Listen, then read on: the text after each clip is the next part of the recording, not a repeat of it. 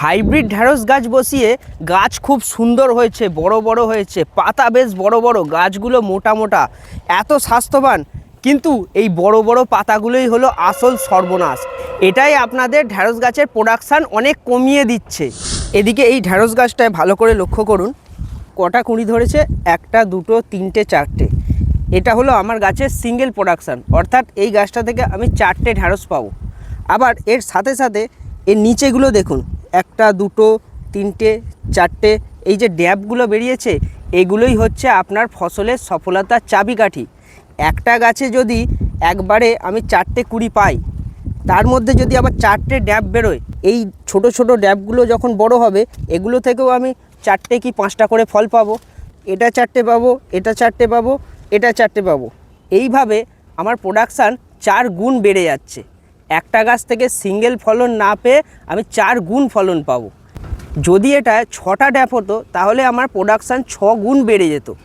আজকের ভিডিওয়ে আমরা জানবো এই একটি গাছ থেকে 4 গুণ প্রোডাকশান আমরা কিভাবে নেব।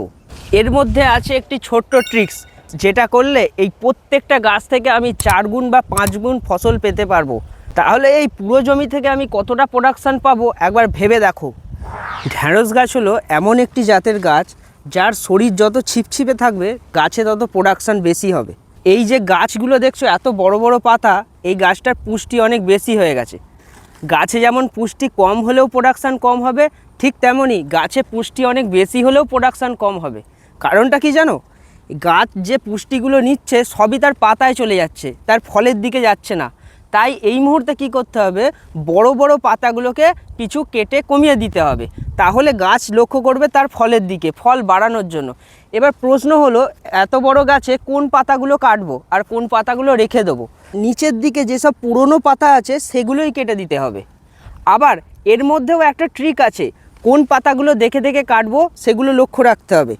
এই যে দেখো নিচে ড্যাব বেরিয়েছে, তার গোড়ার পাতাগুলো আমি পুরনো পাতাগুলো কেটে দিচ্ছি। আস্তে আস্তে উপর দিকে উঠছি, কিন্তু এইখানে গিয়ে এই যে পাতাটা দেখো, এর দেখো ভালো করে, এর গোড়ায় একটা ঢ্যাঁড়স আছে। এই পাতাটাকে আমি কাটতে পারবো না, কারণ এই পাতাটা যদি আমি কেটে দিই তাহলে এই ঢ্যাঁড়সটার ক্ষতি হয়ে যাবে। তাই যতদূর আমার কুঁড়ি বা ঢ্যাঁড়স আছে তার নিচের দিকের পাতাগুলো কেটে ফেলে দেবো। যেখান থেকে কুঁড়ি বা ঢ্যাঁড়স চালু হয়েছে সেখান থেকে পাতা কাটা বন্ধ করে দেবো। যখন আমার এই ঢ্যাঁড়সটা কাটা পড়ে যাবে তখন আমি এই পাতাটা কেটে ফেলে দিতে পারবো। এই পাতা কেটে আর একটা লাভ আছে, গাছটা লক্ষ্য করো একদম ফাঁকা হয়ে গেল, গাছটা একদম ফুরফুরে মেজাজে আছে।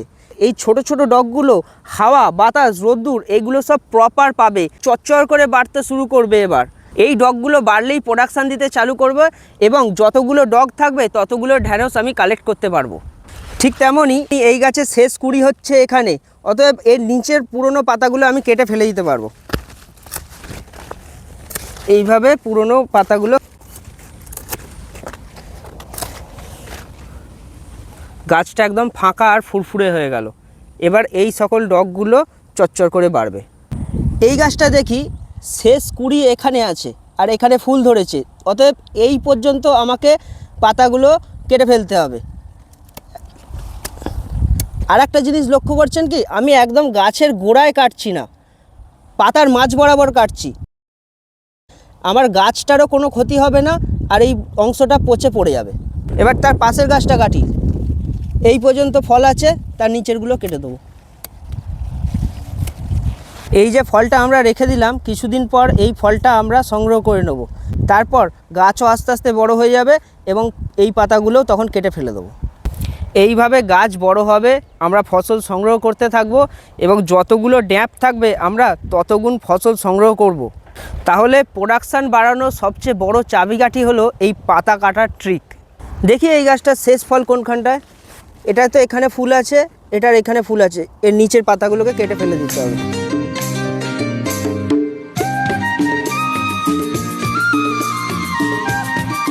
যেসব চাষি ভাইয়েরা হাইব্রিড ঢ্যাঁড়স চাষ করেছো তারা তো জানেনই যে হাইব্রিড ঢ্যাঁড়স চাষ করলে লস কখনো হয় না, লাভ অনেক হয়। আমার এই পাতা কাটার কৌশলটা আপনাদের মধ্যে কে কে জানতেন অবশ্যই কমেন্ট করে জানান, এবং যারা জানতেন না এই জিনিসটা জেনে আপনাদের কতটা লাভ হলো সেটাও অবশ্যই কমেন্ট করে জানাবেন। আপনি একবার করে দেখুন, 1 সপ্তাহের মধ্যে আপনার প্রোডাকশান কতটা বাড়লো সেটা আপনি নিজের চোখেই দেখতে পাবেন।